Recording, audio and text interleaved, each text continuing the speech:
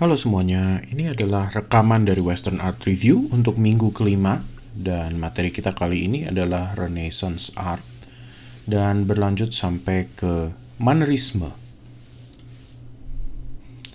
Sebelum kita mulai masuk, kita mau merekap dulu sedikit apa yang sudah kita pelajari di minggu sebelumnya ya. Kalau kita mengingat lagi medieval di periode Dark Ages, ada peperangan yang terjadi, terus udah gitu kehidupan yang penuh dengan duka ya sebetulnya ya, karena supremasi agama, terutama Katolik ya, yang memegang kuat semua lini kehidupan, dan banyak juga religious inquisition namanya, seperti yang tertulis di poin pertama, yaitu kira-kira pencarian mereka yang bisa dibilang mungkin keluar dari jalur yang dipercaya gitu ya, jalur arus utama yang dipercaya. Jadi denominasi kepercayaan kecil-kecil biasanya ikut ditiadakan gitu atau dieliminasi ya. Di periode medieval, kalau kalian masih ingat dan kalian lihat, sebetulnya bentuk-bentuk visual dari karya-karya juga berkurang secara kualitas ya, karena dia kembali ke gaya Koptik, yang artinya bukan lagi berpulang pada klasik tradisi Yunani, tapi malah dia ke gaya Mesir ya, sebetulnya Koptik gitu. Nah di situ memang seperti kalau kita pasang grafik, ada semacam penurunan gitu jadinya ya di periode medieval itu, yang mana bentuk visualnya kok tiba-tiba jadi terlihatnya jelek gitu. Sekilas kita lihatnya itu terlihat sangat simplistik dan kadang-kadang menjadi jelek gitu, dimana bentuk-bentuknya tidak proporsional, bentuk kepalanya terlalu besar, mukanya terlalu tua kelihatannya walaupun dia anak bayi gitu ya, itu rasanya aneh aja. Ada rasa ketakutan juga yang kita lihat dari gaya-gaya Gothic gitu ya, dan itu diciptakan oleh orang-orang yang sebetulnya bukan orang-orang Romawi. Perlu saya ingatkan lagi, setelah kejatuhan Kekaisaran Romawi yang ada di Roma, justru malah dikuasai oleh orang-orang Jermanik ya gitu, Visigoth, Ostrogoth dan lain sebagainya. Salah satunya adalah Odoacer, nama kaisar yang nanti menjadikan dirinya pemimpin Kekaisaran Romawi, jadi termasuk kaisar gitu ya. Orang yang sebetulnya bukan orang Romawi sama sekali gitu. Jadi tentunya mereka membawa kekhasan mereka sendiri. Mereka mencoba untuk bikin gereja-gereja seperti orang Romawi, tapi tentunya gayanya tidak sama gitu ya. Jadi gaya benar-benar Roman style architecture itu hilang setelah memasuki periode medieval, karena di situ yang muncul memang jadi Gothic, dan sesudahnya nanti ada lagi Romanesque ya di situ. Poin keempat, ada keinginan untuk kembali merasakan itu Peace of Rome yang kita pernah bahas, itu yang namanya Pax Romana kalau disebut. Jadi rasa damai itu yang dielu-elukan kembali gitu ya sama orang-orang ini. Dan nanti kita bakal mulai melihat gitu di periode Renaissance ini, dia kembali tapi tidak dalam bentuk yang Pax Romana yang betul-betul Romawi seperti di zaman dulu itu. Terus kita perlu ingat juga ada Golden Age of Islam di sekitar tahun 1000, di mana banyak orang-orang yang memang ahli matematika, ahli fisika gitu ya, algebra, ahli optik, yang sebetulnya mulai berpegang gitu pada science gitu ya, pada hal-hal yang scientific untuk melihat dunia. Jadi dunia tidak lagi harus dilihat dari sisi agama gitu ya, mulai ada tren itu.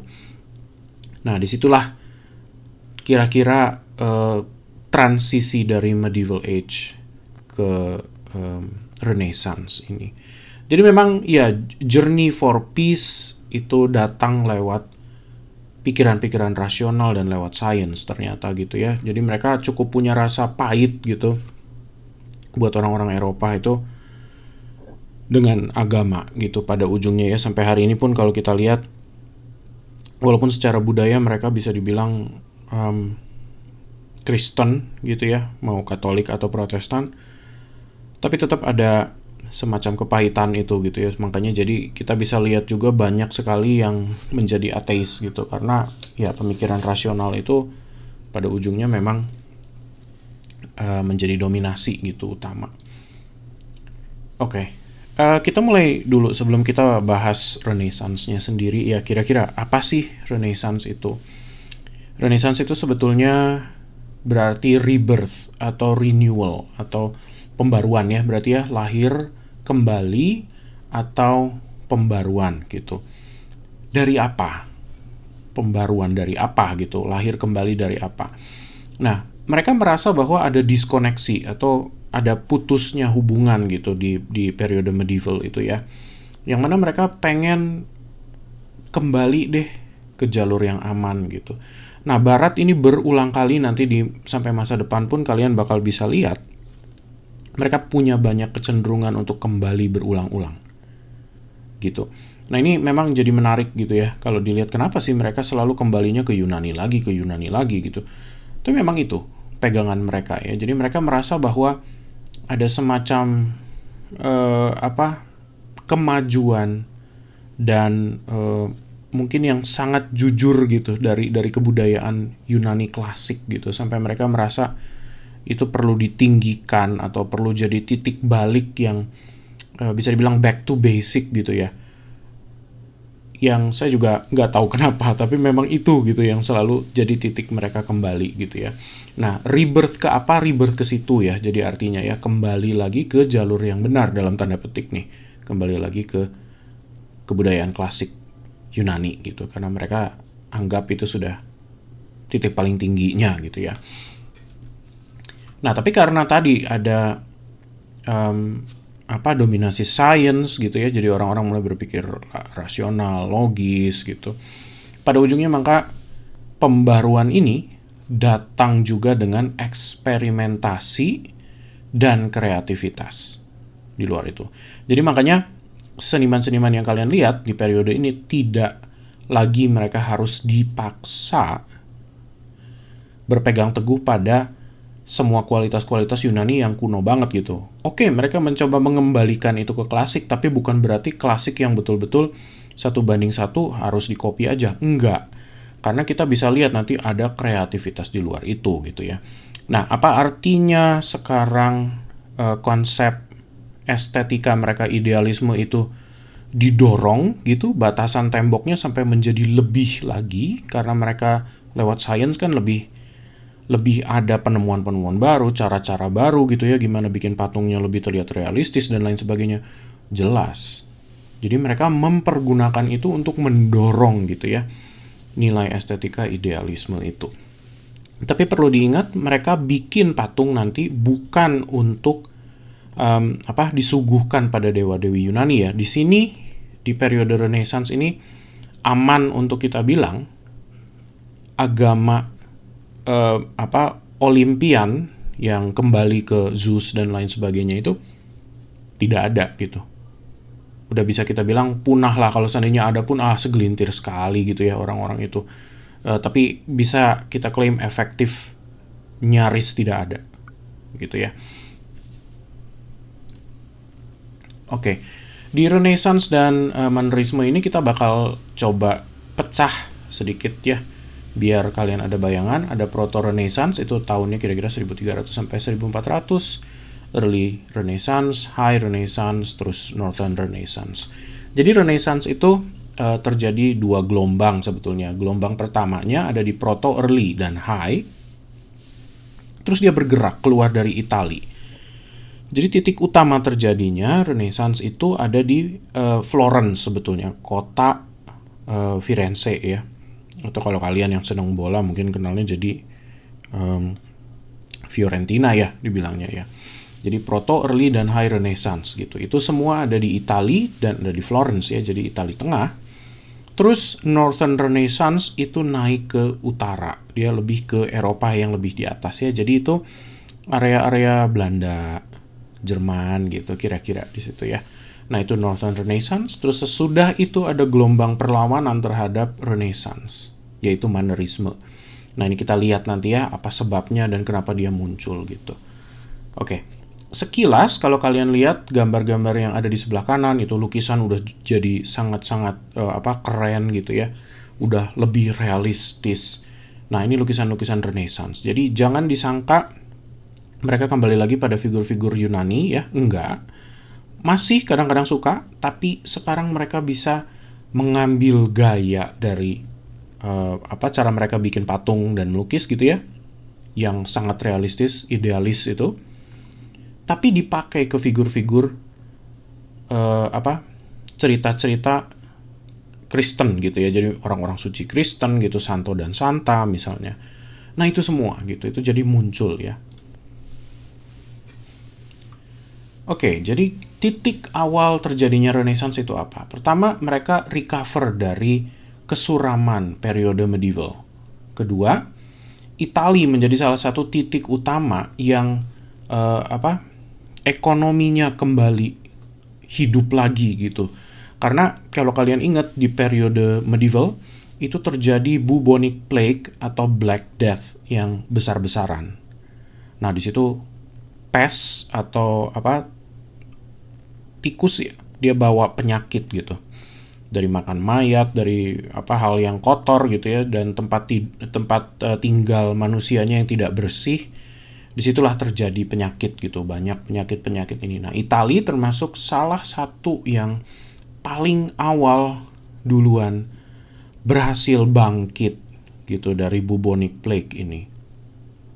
Nah, itulah sebabnya kenapa ekonomi mereka kembali mulai berputar. Penjualan mulai ada, uang kembali masuk, emas juga terjadi perputaran gitu. Nah, ini mungkin mirip dengan keadaan kita waktu kita baru lepas dari pandemi ya, kira-kira ya, di tahun-tahun yang kemarin-kemarin ini yang kita pernah alami. Nah, kira-kira mirip seperti itu. Karena bubonic plague itu terjadi cukup besar di Eropa gitu ya, dan itu menelan jiwa cukup banyak dibandingkan COVID kita sekarang. COVID aja udah cukup banyak gitu ya, bubonic plague sebetulnya cukup lebih parah lagi. Karena obatnya tidak ditemukan gitu. Hal ketiga, ada periode keemasan Islam yang tadi saya sebut sedikit itu ya. Jadi orang-orang yang memang jago-jago matematika, perhitungan, fisika, astrologi, astronomi, dan lain sebagainya. Jadi itu juga semacam memberikan pecut gitu ya untuk orang-orang Italia untuk bangkit dan mulai mengadopsi cara berpikir scientific. Kelima, keempat tadi plague yang saya ceritain itu ya. Jadi sudah pertama kali mereka mulai recover. Kelima, jadi setelah si plague itu habis, Italia jadi terdorong untuk memodernisasi diri gitu, supaya tidak terulang lagi gitu kan. Masa sih dari sekian lama gitu, puluhan hingga ratusan tahun bubonic plague itu ada, masa orang nggak mikir gitu ya gimana caranya untuk supaya tidak jatuh lagi ke lubang yang sama gitu. Akibat tadi dorongan untuk mencoba merasionalisasi diri, memodernisasi zaman gitu. Jadi di Renaissance ini pikiran rasional itu jadi tidak bisa dikungkung lagi gitu ya. Kalau di medieval, di Dark Ages, cara berpikir rasional itu mungkin masih suka ditahan gitu ya sama konservatisme gereja misalnya. Jadi kalau orang dulu bilang bumi itu mengitari matahari gitu ya, atau bumi itu terjadi karena Big Bang, tidak ada Tuhan, itu pasti dipersekusi dan kamu kemungkinan besar dibunuh gitu ya. Ya tapi itu zaman dulu. Terjadi perkembangan gitu ya, dan perbaikan diri gitu di gereja Katolik juga. Jadi mereka memperbarui diri dan mereka juga membuka pikiran. Jadi pada hari ini sih sudah terbuka gitu ya. Kita nggak bisa lagi memandang gereja Katolik seperti itu.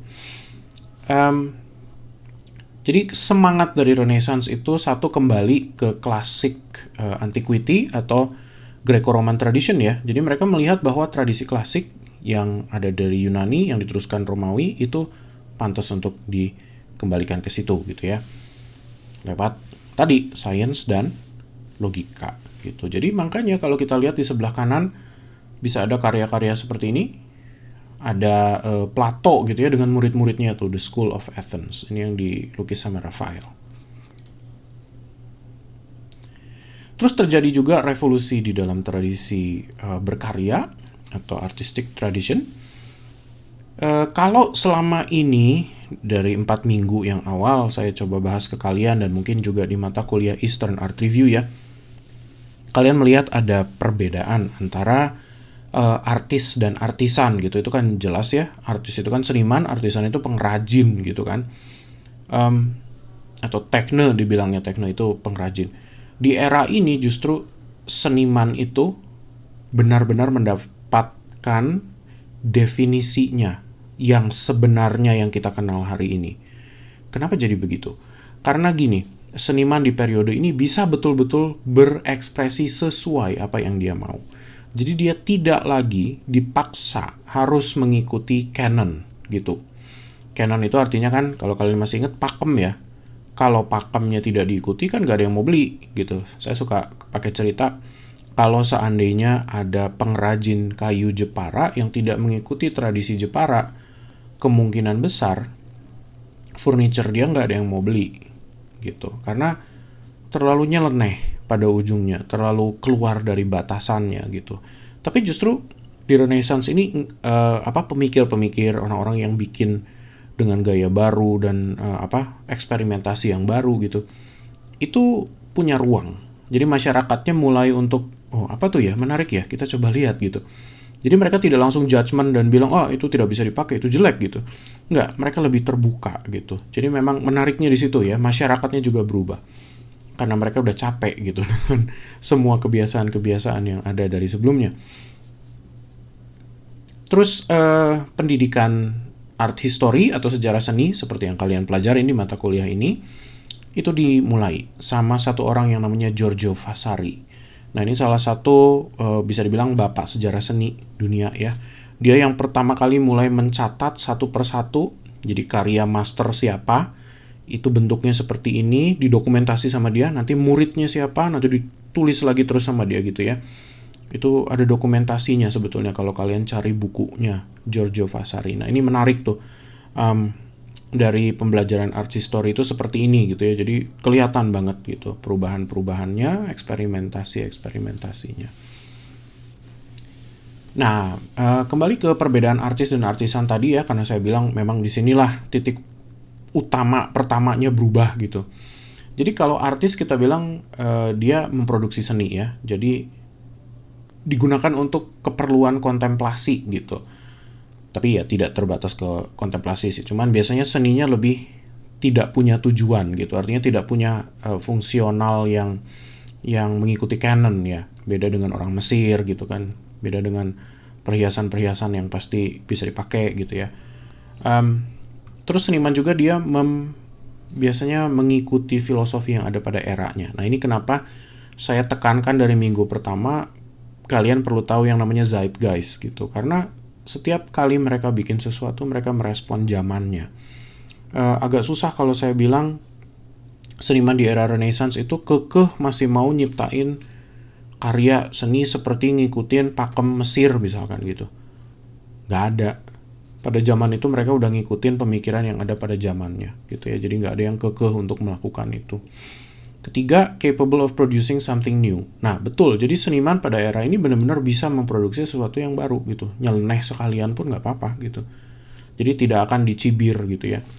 Nah, sedangkan artisan kalau kalian lihat ya pasti salah satunya fungsi utama mereka ya masih memproduksi hal-hal fungsional gitu. Ya palu kayak misalnya gitu ya. Desainnya kan nggak mungkin dianeh-anehin gitu kan. Kursi ya pasti begitu gitu kan ya. Pasti mengikuti canon gitu. Terus mereka mengikuti apa yang bisa diterima sama masyarakat gitu. Nah itu masih tetap ada ya. Karena nggak mungkin semua pengrajin jadi seniman gitu kan, nggak mungkin. Tetap masih ada artisan juga gitu di periode Renaissance yang ya kalau udah bikin tekstil atau apa gitu kan ya nggak selalu pasti akan harus jadi eksperimental sekali gitu ya. Pergerakannya agak lambat sama seperti yang saya pernah bilangin ke kalian. Craft itu melalui proses canon yang cukup lama gitu, proses berpikirnya. Nah, saya mau kasih contoh ke kalian, apa sih maksudnya seniman yang bereksperimentasi tadi. Nah, ini salah satu contohnya adalah Giuseppe Arcimboldo, orang Itali. Seniman ini mencoba menggambarkan bentuk muka orang, tapi elemen-elemennya dari sayur, daun, bunga, dan lain sebagainya gitu. Tapi sekilas kalau kita lihat dari jauh, oh kok kelihatan ya gitu, masih bentuk wajah gitu. Nah ini kalau kalian melajarin di visual, ini ada istilahnya sendiri gitu ya, yang namanya pareidolia sebetulnya. Jadi seperti seolah-olah kita mengenali bentuk, tapi secara sadar dia bukan bentuk muka gitu kan, tapi menyerupai muka gitu ya. Nanti saya bakal sentuh lagi sedikit lebih jauh soal pareidolia ini di waktu kita bahas gaya surrealisme.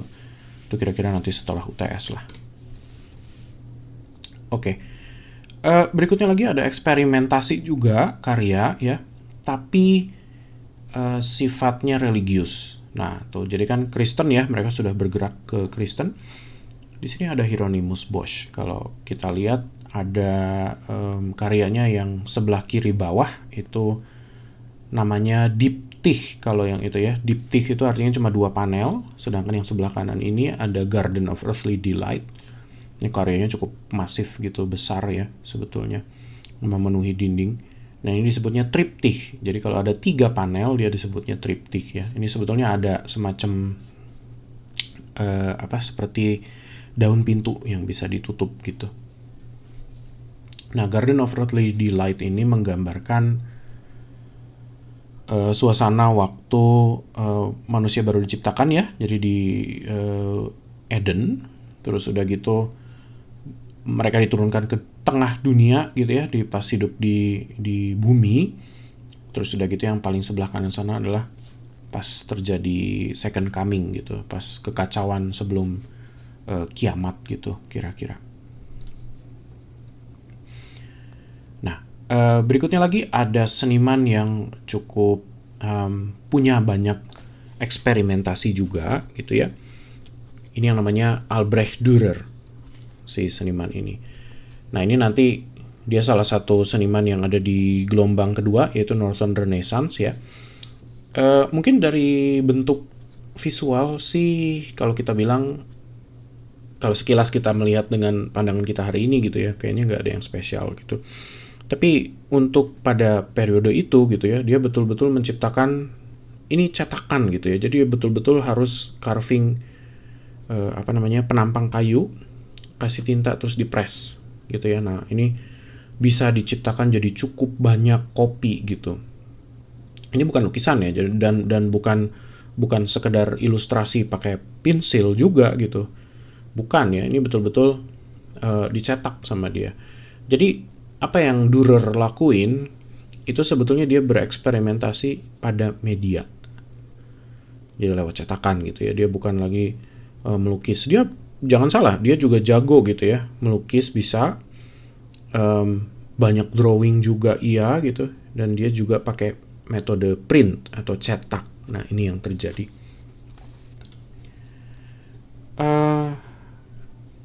Secara senimannya sendiri, apa yang terjadi secara revolusi gitu ya di artistic traditionnya. Pertama, banyak orang-orang Kristen mereka berpaling dari kebiasaan paganistik klasik. Jadi maksudnya termasuk Helenistik ya. Jadi dewa-dewi itu tuh semua Romawi dan Yunani itu dibuang sama mereka.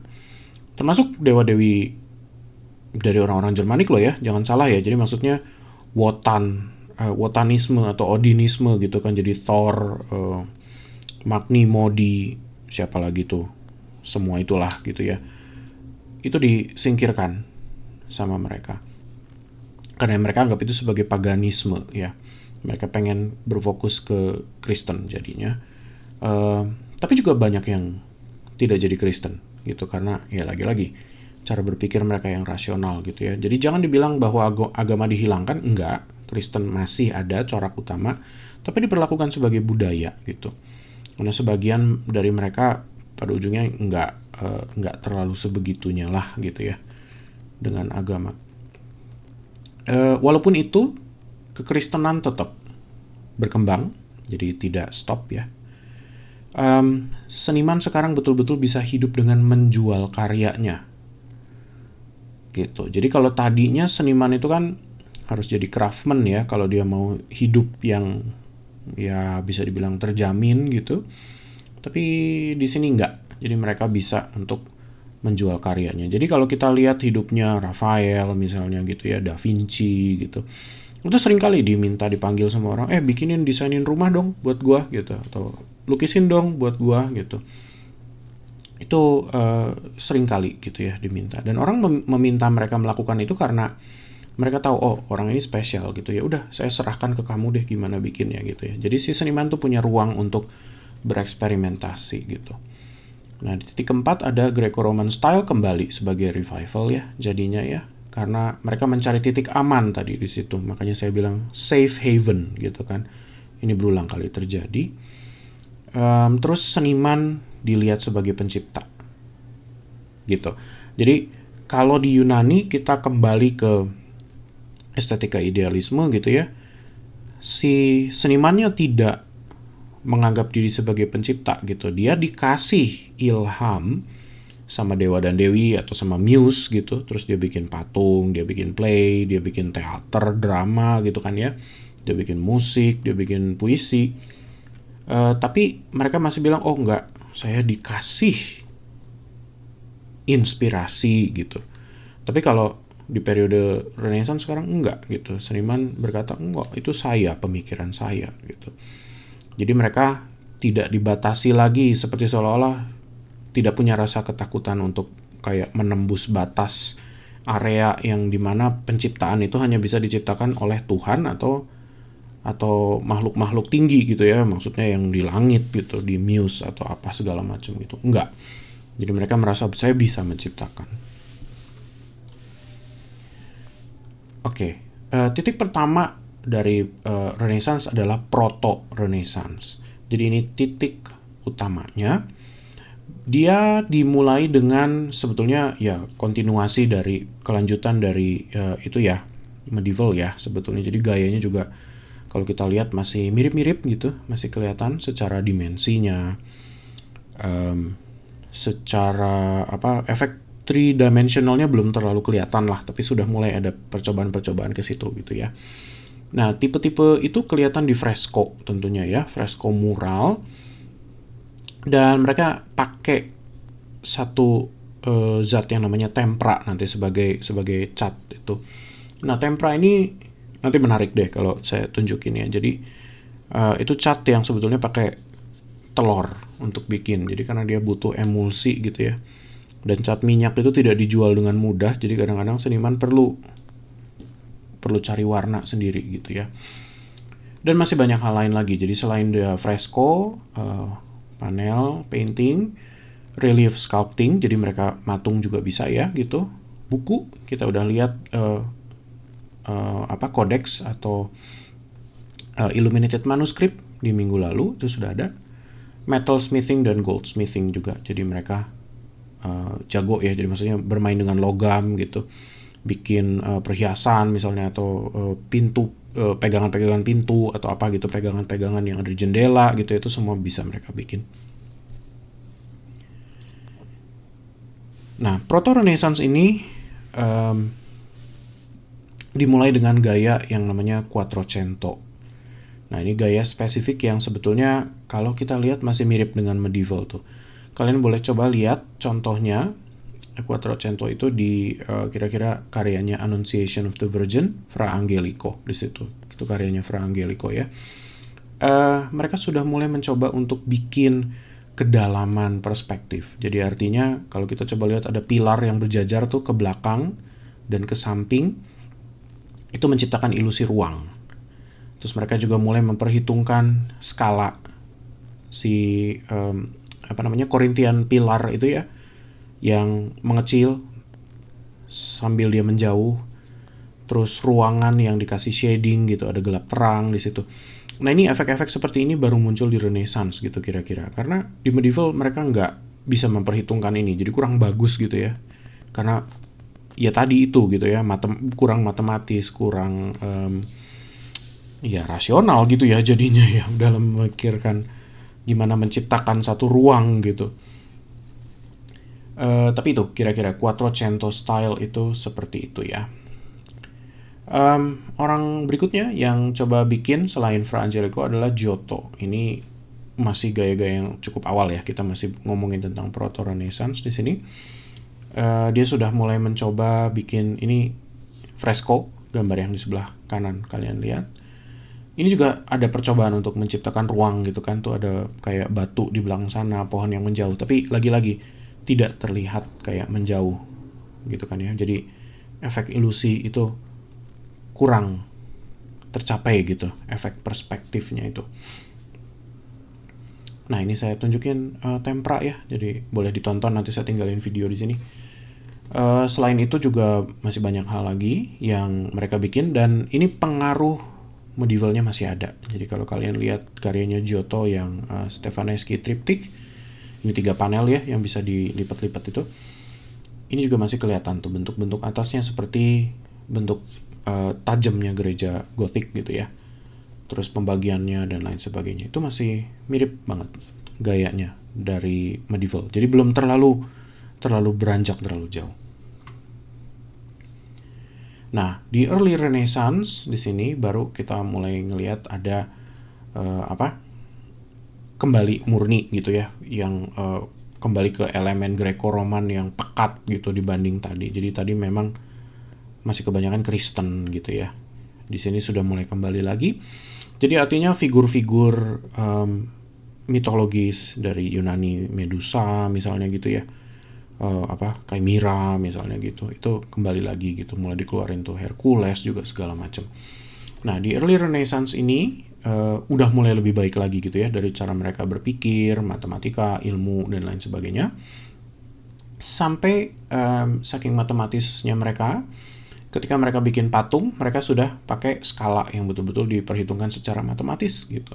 Nah, orang-orang yang model misalnya untuk dibikin patung yang tadinya hanya dipanggil ke studio untuk dipinjem gitu ya, bentuk kepalanya, bentuk mukanya dan apa segala macam, sekarang betul-betul dihitung sampai pakai sentian gitu, dari dagunya, jarak dagu sampai mulut berapa, lebar mulut tuh berapa gitu. Kalau kalian cari bukunya, saya lupa antara Raphael atau Da Vinci, sempat mereka mencoba untuk memformulasikan bentuk patung atau bentuk perempuan atau laki-laki yang indah itu dikuantifikasi sama mereka. Jadi artinya kayak tadi itu, jarak matanya harus berapa senti gitu ya, jarak alisnya harus berapa senti, dan panjang alisnya cuma boleh berapa senti gitu. Itu sampai sebegitunya gitu. Karena mereka mulai punya obsesi gitu atau ketertarikan sama hal yang matematis di dalam ketika mereka bikin skala gitu ya. Jadi itu luar biasa banget mereka perhitungin seperti itu. Termasuk nanti kita bisa lihat juga di bangunan gitu ya. Nanti ada teorinya Brunelleschi, itu point linear perspective. Tapi sebelum ke situ kita coba lihat dulu detail di patung Daud atau David itu ya. Saya perlu ingetin juga, karena saking mereka dekat dengan ilmu pengetahuan, jadi bukan hanya matematika, astronomi dan lain sebagainya, tapi juga biologi gitu. Dan artinya mereka mempelajari semua anatomi ya, anatomi tubuh dari manusia, mau itu bentuk kuku, ketika kulit berkumpul gitu, vena, pembuluh darah vena di bawah kulit itu seperti apa, otot kalau seandainya posisinya seperti itu, kontraksi di mana gitu, itu dipelajarin semuanya sama dia ya. Jadi kaki kita kalau posisinya lagi berdiri itu betisnya akan lebih besar misalkan gitu. Kalau kita jinjit, betisnya akan memanjang gitu. Itu semua dipelajarin sama mereka sampai mereka jadi tahu gitu. Ketika dia bikin patung, kita memperhitungkannya apa yang harus kita tuangkan gitu ya. Jadi tentunya ini udah patung yang satu step di atas patung-patung Romawi gitu. Jadi bukan lagi cuman mikirin idealisme, tapi juga mikirin seberapa realistis dia gitu kan ya. Tapi lagi-lagi di zaman Renaissance tentunya mereka tidak bisa panggil Daud untuk dijadikan model gitu kan ya, udah nggak ada orangnya, gimana. Jadi pada ujungnya ya kembali dia juga harus mencari model gitu. Ya tetap ada kekurangannya ya, satu saat di bacaan-bacaan seperti siapa saya lupa, Raphael kalau nggak salah, dia pernah bilang pada ujungnya kita juga akan kehabisan model yang bisa kita panggil untuk punya kualitas yang paling baik gitu ya. Karena ya lagi-lagi gitu, sisanya kita harus mengisi kekurangan itu dengan imajinasi pikiran kita. Dan tapi disitulah gitu kenapa eksperimentasi itu jadi ada gitu ya di Renaissance. Jadi senimannya tidak lagi ketakutan dengan keterbatasan. Dia bilang, ya kalau kita nggak bisa ketemu, ya isi aja gitu. Jadi seringkali itu terjadi. Patung-patung di Renaissance, sempat ada kasus nih beberapa tahun yang lalu di Amerika gitu ya. Jadi anak-anak yang dibawa ke museum, orang tuanya marah-marah. Terus dibilang, kenapa anak saya disuruh lihat pornografi katanya gitu. Nah, di Renaissance dan kebiasaan Yunani seperti yang kalian tahu, kebanyakan patungnya dibikin nude atau telanjang gitu ya. Jadi kalau di Renaissance ketelanjangan itu tidak dibuat untuk menunjukkan pornografi gitu ya, tidak juga dipakai untuk sepenuhnya idealisme gitu. Tapi kalau di mereka ketelanjangan ini dipandang sebagai saya pengen menunjukkan apa adanya gitu. Karena tadi kan ya berpikirnya udah mulai saintifik gitu. Coraknya agama, sure, coraknya agama, tapi dia kepengen untuk menunjukkan bare truth gitu seperti yang saya tulis di poin ketiga ya. Jadi kebenaran apa adanya gitu. Ya udah nggak usah ditutup-tutupin, kasih tahu aja gitu apa adanya. Nah, termasuk bentuk badan gitu jadinya ya. Jadi ada pergeseran sedikit ya. Di sini bukan lagi ngomongin masalah idealisme murni gitu ya. Mereka masih mengikuti mengikuti standar-standar keindahan itu, tapi tidak dengan buta gitu, dengan tidak sekeras itu gitu pegangannya ya. Maksudnya gini. Contohnya dari patung Perseus dengan kepala Medusa yang dia pegang itu ya. Orang-orang Renaissance ini mempelajari sampai ke kalau misalnya orang dihukum kriminal nih gitu ya, dihukum dipenggal misalkan otot-otot lehernya itu kelihatannya seperti apa sih kepala orang kalau ototnya tuh ngejepret dan jonjot ototnya tuh sampai menarik diri lagi gitu. Nah yang terjadi memang seperti itu, ototnya kelihatannya seperti keriting-keriting gitu ya. Nih saya kasih detail yang sedikit lebih lebih detail lagi gitu. Dan sorry to say, ini mungkin explanationnya agak sedikit grafis, tapi saya pernah hidup di satu masa di mana tahun 90-an kalau saya nggak salah, waktu saya masih SD, itu sempat ada perang suku di Pontianak gitu ya. Jadi ada beberapa kaum tertentu yang dipenggal dan kepalanya difoto gitu dengan keadaan otot yang tertarik gitu ya, jadi menarik seperti gitu. Dan emang bentuknya seperti itu gitu. Nah ini yang saya maksud kenapa mereka mencari kebenaran sifat dunia gitu kan. Jadi otot kalau dipotong ya kayak gitu kelihatannya ya sajikan aja seperti itu gitu. Itu yang saya sebut tadi kenapa bare truth ya. Mereka nggak mencoba untuk menunjukkan gimana cara bikin kepala yang terpenggal secara ideal gitu. Enggak, mereka coba untuk menunjukkan seperti apa adanya kalau beneran terjadi gitu. Nah itulah yang mereka lakuin. Berikutnya ada Michelangelo. Patung-patung tentunya di periode ini saya harus sebut udah tidak lagi ada hubungan dengan counterpose gitu ya. Jadi mereka udah mau bikin seperti apapun stance-nya terserah gitu ya, mereka udah bisa. Jadi di sini kita udah bisa lihat patung Pieta yang ini sebetulnya sekarang ada di Vatikan ya, patungnya di Basilika Besar itu.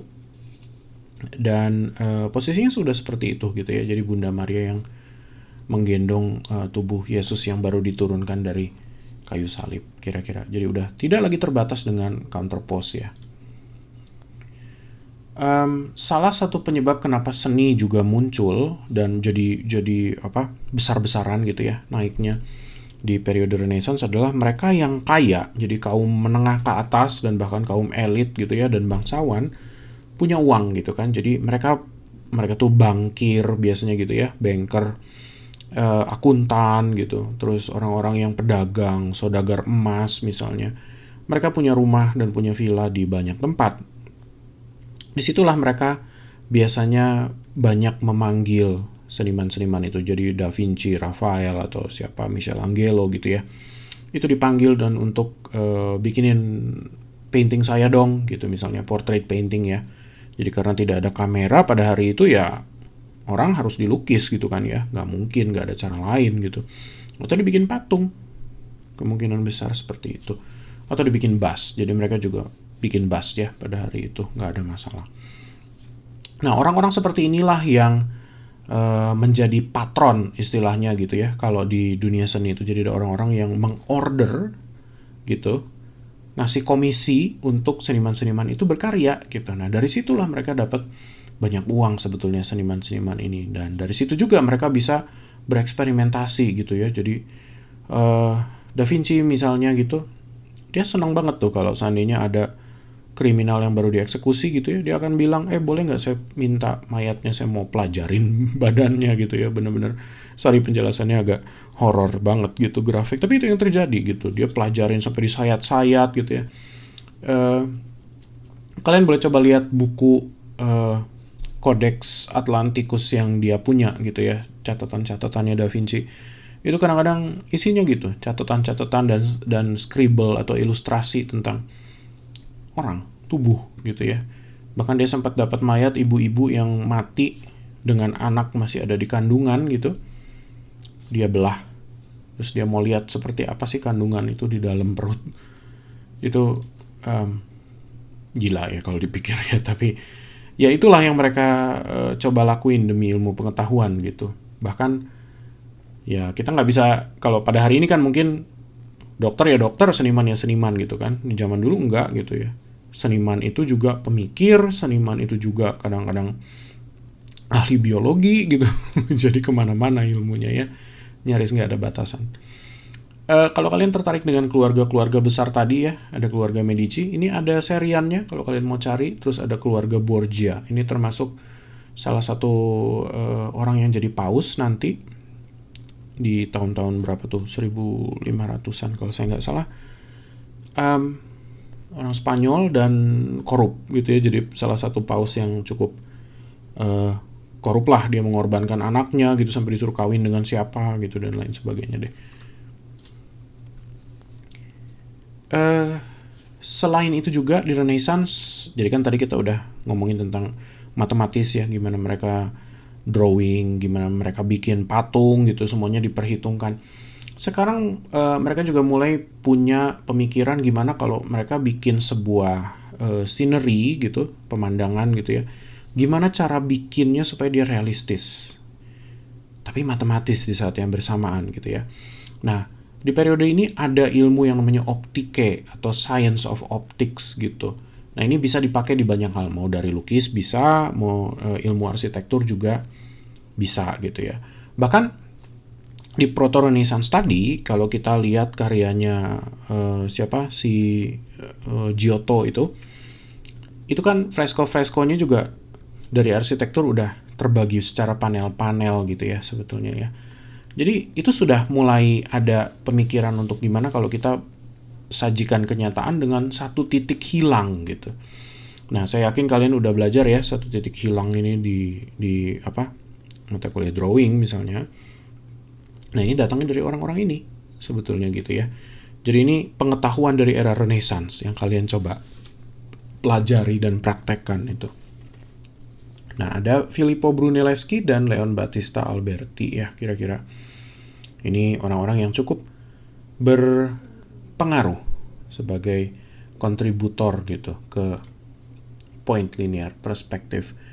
Jadi orang Renaissance juga kalau dia mencoba bikin sesuatu, mereka bakal mencoba untuk bikin penampang nih di sini ya. Ini ada video yang saya tinggalin.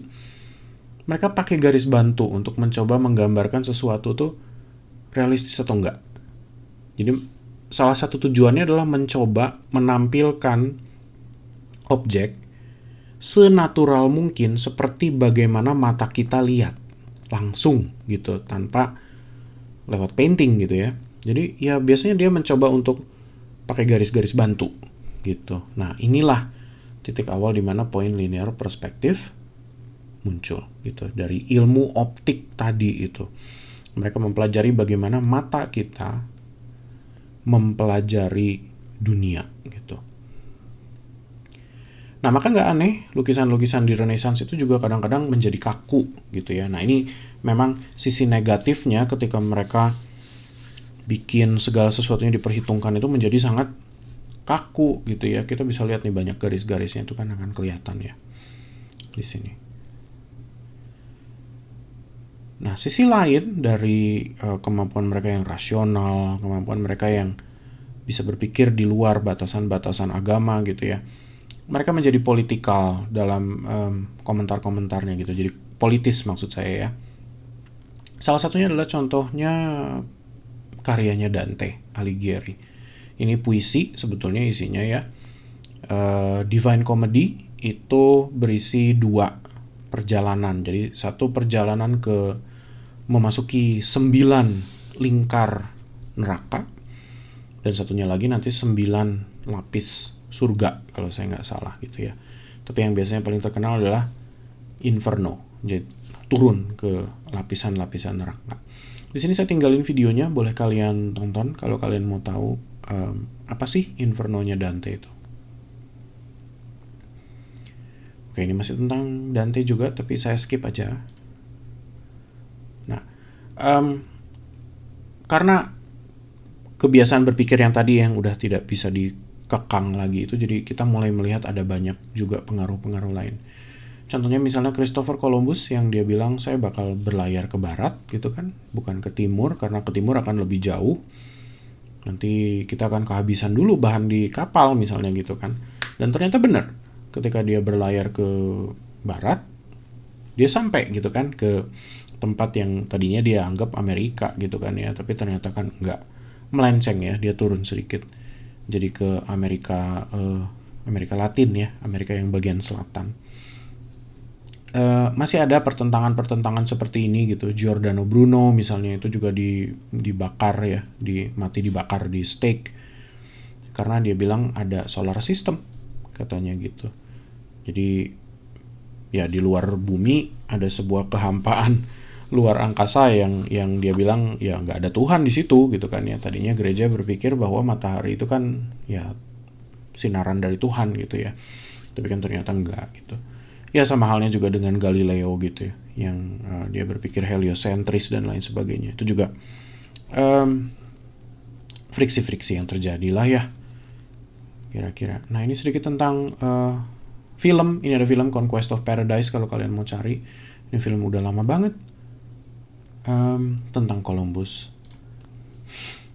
Terus di game ada Dante's Inferno dan ada Assassin's Creed 2. Ini persis banget kalau kalian pernah main Assassin's Creed 2. Ini Renaissance ya. Nah, berikutnya kita mau lihat arsitektur kalau di Renaissance, gimana cara bedainnya. Otomatis kalau kita mau ngomongin arsitektur Renaissance, biasanya dia diwarnai dengan panel-panel ya. Karena tadi kita perlu ingat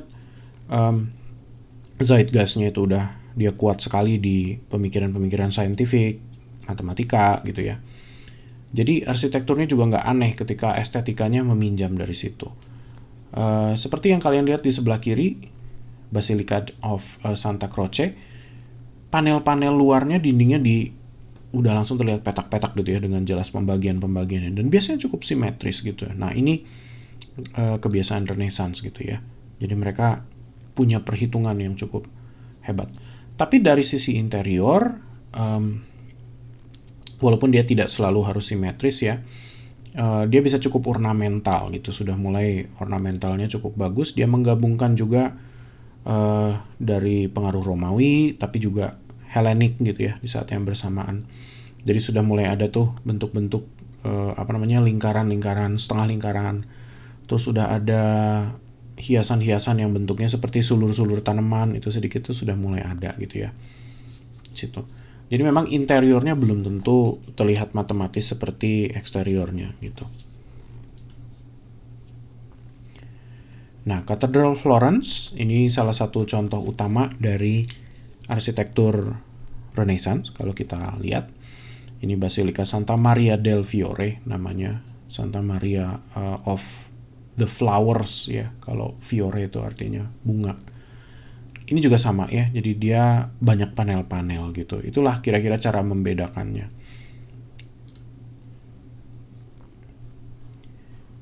Ya, ini beberapa detail yang boleh kalian coba cek sendiri ya, tapi kira-kira ya isinya pakai alcove dan lain sebagainya.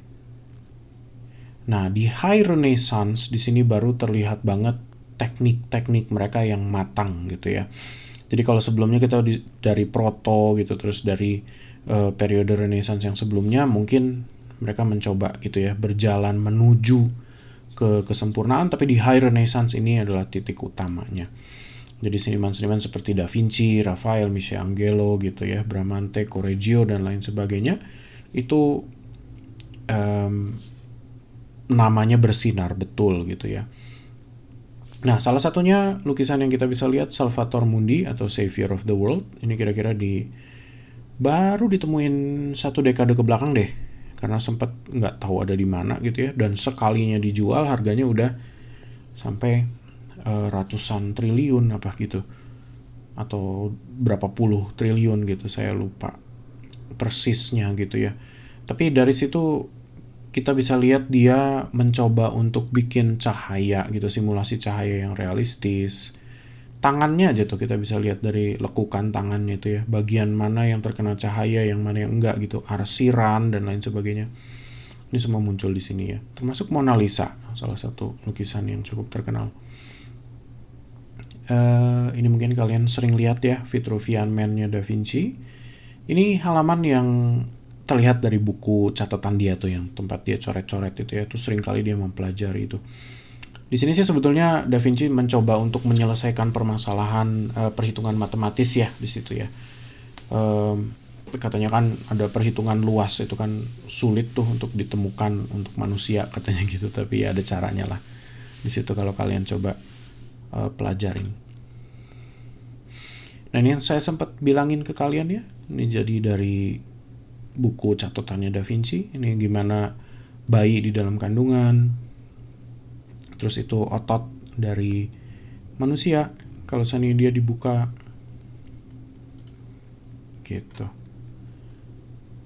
Nah, karena mereka mempelajari sedetail itu gitu ya, tentang optik, tentang otot, fisiologi manusia, biologis gitu, mereka juga mulai berpikir gimana caranya kita menciptakan ilusi supaya apa yang disajikan di lukisan itu terlihat realistis gitu ya. Nah, salah satunya adalah efek yang namanya sfumato dan chiaroscuro gitu. Nah, chiaroscuro ini shading, gelap terang.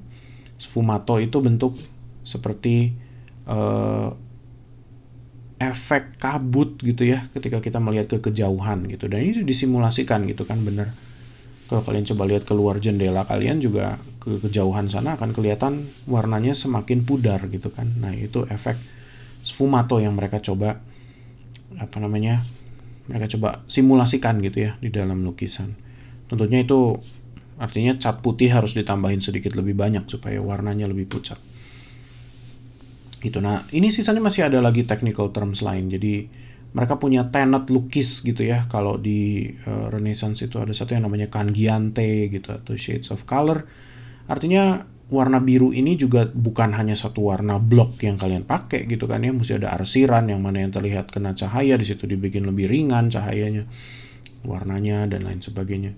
Terus ada unione. Ini kira-kira seperti prinsip desain unity, jadi atau harmoni gitu ya. Jadi kalau kalian ngelihat satu gambar sepenuhnya, tidak boleh ada penggunaan warna yang kaget gitu tiba-tiba ada di tengah. Jadi dia harus membaur gitu.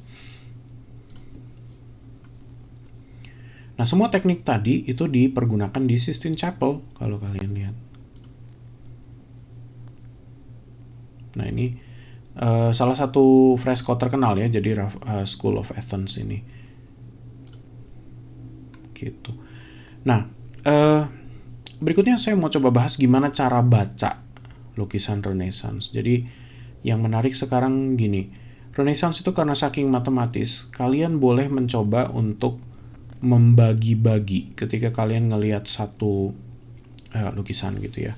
Jadi contohnya seperti di sini kan ada 3 figur utama yang mana saya sudah kotakin tuh ya. Nah, yang paling tengah Venus itu berdiri sendiri gitu ya, jadi saya nggak perlu kotakin lagi.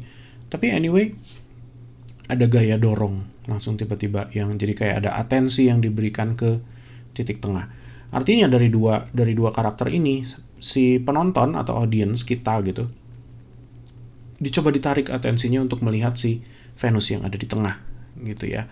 Nah, ini adalah komposisi secara matematis. Jadi artinya diperhitungkan siapa yang ada di kiri, siapa yang ada di kanan, apakah dia terasa balance gitu ya.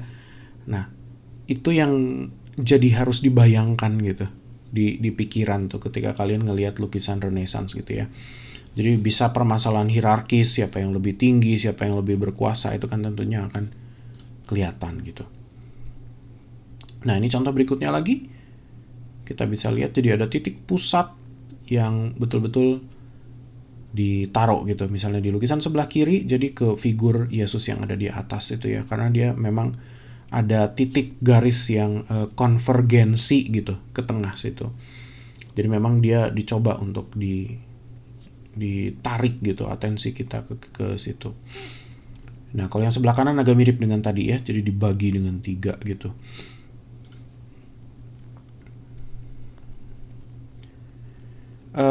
Secara estetika, Renaissance dia kembali ke Greco-Roman idealisme tapi secara simbolis ya. Jadi artinya mereka mencoba memperhitungkan optik, yang tadi kita udah lihat ada ilmu optike itu.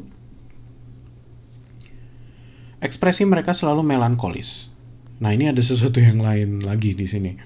Jadi memang orang-orang Renaissance itu mencoba bilang bahwa ekspresi melankolis itu ekspresi yang justru ekspresi berpikir gitu, dan itu level berpikir yang lebih tinggi karena selain berpikir menghayati juga gitu.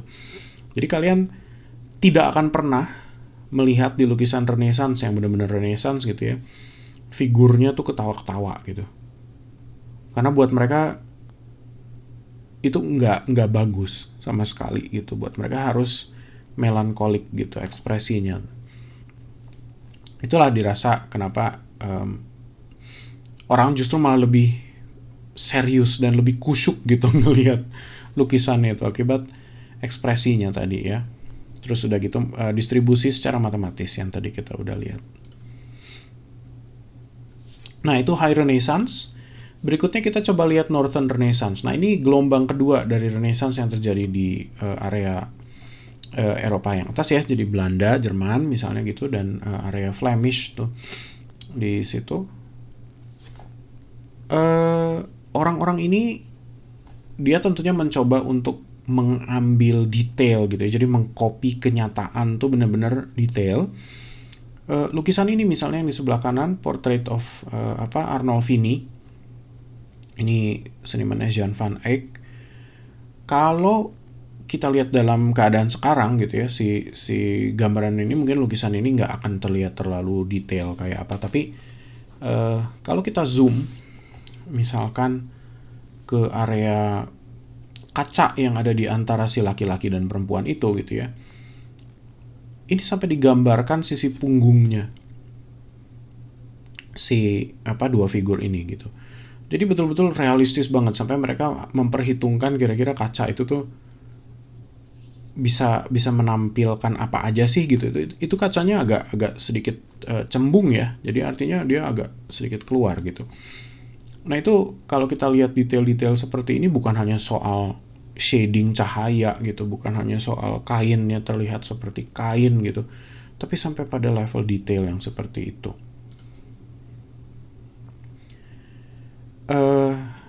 Jadi tidak bisa dibendung juga ya, karena tadi kan kita udah bisa lihat ya cara berpikir rasional dan lain sebagainya.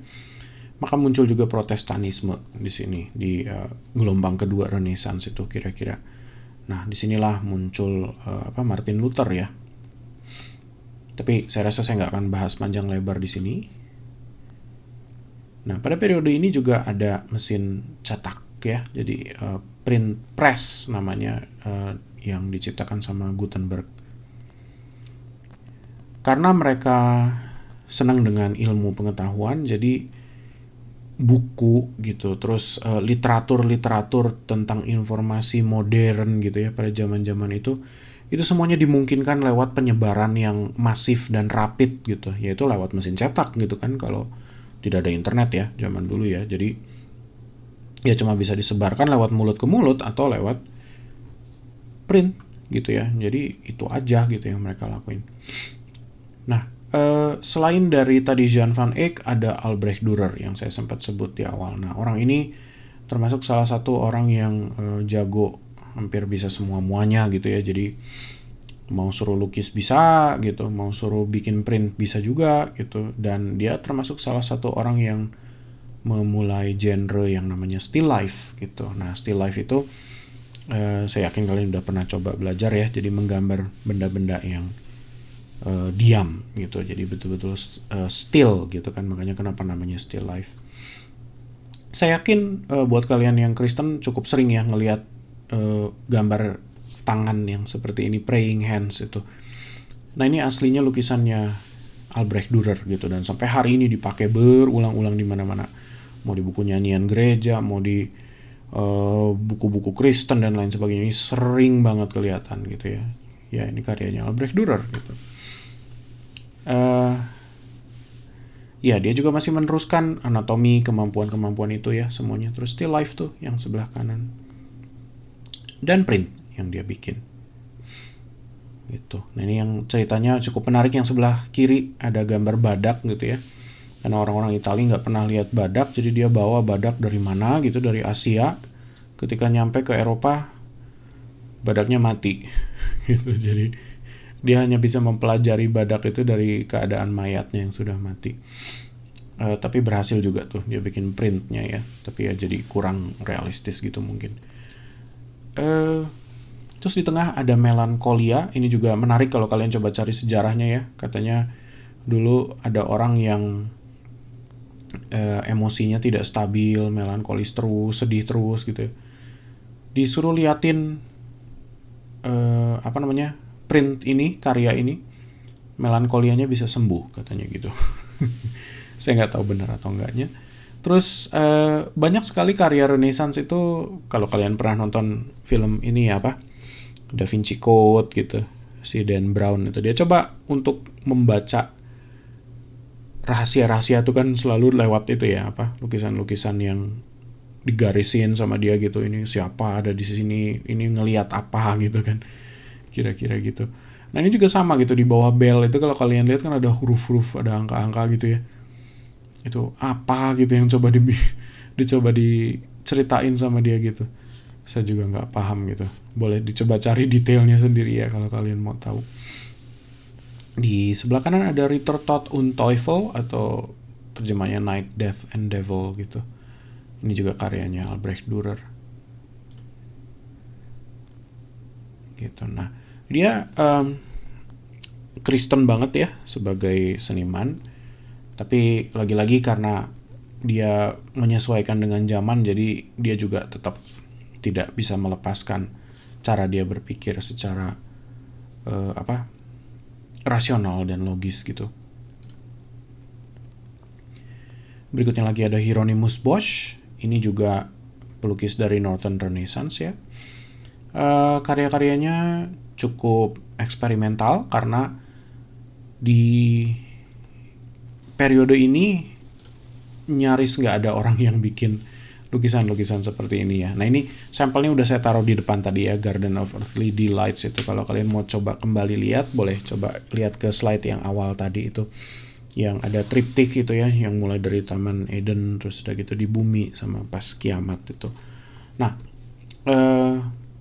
jadi memang agak nyeleneh kalau kita lihat seperti ini ya. Hieronymus Bosch itu ada orang yang terbalik gitu kan, terus bisa ada burung di situ, bisa ada burung hantu sebesar manusia gitu. Itu kan kayaknya nggak make sense sama sekali gitu kan ya. Tapi ya itu eksperimentasi yang mereka lakuin ya. Terakhir ada Mannerisme. Jadi Mannerisme itu muncul karena mereka berkomentar terhadap kekakuan Renaissance ya. Jadi kaku di apa maksudnya gitu? Kaku di peraturan tadi gitu. Semuanya harus scientific gitu kan ya. Harus bisa diperhitungkan, proporsinya harus benar. Kalau sesuai dengan cara mata kita memandang misalnya gitu. Warnanya, shadingnya harus benar gitu. Kenapa sih harus begitu gitu kan? Jadi ada pemberontakan gitu dari Mannerisme. Nah, itu yang mereka lakuin justru ya. Jadi malah mereka mencoba untuk bikin, ya udah, kenapa sih proporsinya harus bener gitu. Nah, dari sebelah kanan ini ada foto, ada gambar Parmigianino gitu ya, yang judulnya Madonna of the Long Neck. Kalau kita lihat memang dari bayi Yesusnya sendiri misalnya, kakinya kelihatan terlalu panjang, proporsinya jadi aneh. Terus ada perempuan yang berdiri di sebelah kiri, itu kan kakinya juga kayak panjang banget gitu ya, pahanya panjang sekali, betisnya segitu aja gitu. Lehernya si Bunda Marianya juga jadi panjang sekali gitu. Nah, kenapa sih mereka mencoba ngelakuin ini? Bukan hanya sekedar sebetulnya nyoba untuk ya udah nyeleneh aja gitu kan, kita coba lawan Renaissance. Enggak sih sebetulnya. Jadi mereka merasa bahwa sebetulnya boleh loh kita, kalau satu figur ini kita rasa mungkin pengen dibikin lebih feminin gitu ya, katakan ya, misalnya gimana sih cara bikin lebih feminin? Oh, kakinya dipanjangin misalkan gitu. Ya banyak gitu kan ya, sampai hari-hari ini pun kalau kalian coba lihat tuh di IG di mana segala macam, banyak kan figur-figur perempuan yang biasanya banyaknya dari Chinese tuh, dari mainland China sana gitu kan, kelihatannya kakinya jadi panjang banget. Itu padahal kan ilusi ya, entah pakai celananya terlalu mini atau dikasih heels atau apa segala macam, jadi kakinya kelihatannya panjang banget gitu. Ya itu maksudnya gitu, mereka mencoba untuk mencari impresi itu gitu ya. Bisa nggak sih kita bikin dilebih-lebihkan supaya ada efek tertentu gitu kan ya. Keindahannya kan yang mau dicari kan efek keindahan tertentu gitu. Jadi nggak semuanya harus mengikuti pandangan mata gitu kan. Justru mereka berontak dari itu gitu. Masa sih kita nggak boleh untuk bereksperimen lebih dari itu gitu. Nah, disitulah makanya kenapa mereka main anatomi yang dilebih-lebihkan gitu ya. Di sini juga masih sama. El Greco juga sama. Di sini juga kelihatan ya, lehernya sedikit lebih tinggi. Nah, di sini ada El Greco lagi dengan karya El Soplon, The Boy Who Lit the Candle. Di sini kita mulai lihat penggunaan satu titik cahaya atau gaya barok. Nah, ini yang bakal kita bahas berikutnya gitu ya. Tapi di periode ini mulai ada transisi tuh menuju ke barok gitu ya, yang mana backgroundnya pekat, gelap, total. Nah, disinilah manerisme kenapa dia nanti bisa transisi gitu, berseberangan nanti menuju ke barok. Nah, itu kira-kira ya. Oke, kalau kita coba reflection dulu, apa aja yang udah kita lihat. Pertama, Renaissance itu kembali ke klasik Yunani ya, tradisi klasik Yunani. Dan mereka menyebut ini sebagai seni akademis sebetulnya gitu. Jadi kalau kalian mencoba belajar sekarang seni murni klasik, kalian mau belajar di Eropa, mau belajar di mana, kalian bakal dicemplungin kembali ke sini gitu. Disuruh lukis lagi, disuruh gambar lagi gitu. Semua figurnya harus proporsional, semuanya harus kembali ke figur-figur Yunani misalnya gitu ya. Nah, itu seni akademis menurut mereka. Jadi sampai nanti tahun 1800-an gitu, itu masih terus dipegang pakemnya gitu. Sampai hari ini ya nggak sekuat itu lagi gitu ya, tapi kita bisa lihat mereka punya titik aman untuk kembali, yaitu ya tadi gitu ya, memang tradisi klasik itu gitu loh. Kedua ya itu poin yang sama yang saya jelasin tadi. Terus ketiga, science dan eksperimentasi itu menjadi sama gitu dengan art development. Jadi bahkan art development itu harus selalu berisi eksperimentasi gitu loh. Sampai hari ini bahkan ya, kalian boleh coba kunjungin galeri-galeri yang ada di sini. Itu selalu mencoba mendobrak sesuatu gitu dalam berkarya gitu ya. Dia nggak mencoba kembali ke definisi-definisi yang udah solid, yang udah statis, yang udah nggak perlu diomongin lagi gitu. Mereka kan selalu dobrak gitu. Itu yang mereka coba cari ya. Dan itulah terbentuk natur dari seni itu. Jadi memang selalu akan mencoba melakukan eksperimentasi gitu. Nggak pernah enggak. Bahkan media-media baru dan gaya-gaya baru sampai hari ini pun masih terus dicoba gitu. Itu menjadi natur seni itu sendiri sampai hari ini pun. Kira-kira itu mungkin ya kalau dari reflection materi yang kita bisa bahas hari ini. Mungkin berikutnya kita bakal transisi ya nanti ke periode barok, dan di situ kalian bakal bisa lihat lagi ada zeitgeist yang berbeda tuh di periode abad ke-17 gitu. Dan itu tentunya bakal lebih mencengangkan lagi sebetulnya gitu karya-karyanya ya kalau kita lihat. Tapi itu untuk bahasan sesi berikutnya ya. Jadi sampai sini saya cukupkan dulu aja. Kita ketemu lagi di rekaman yang berikutnya.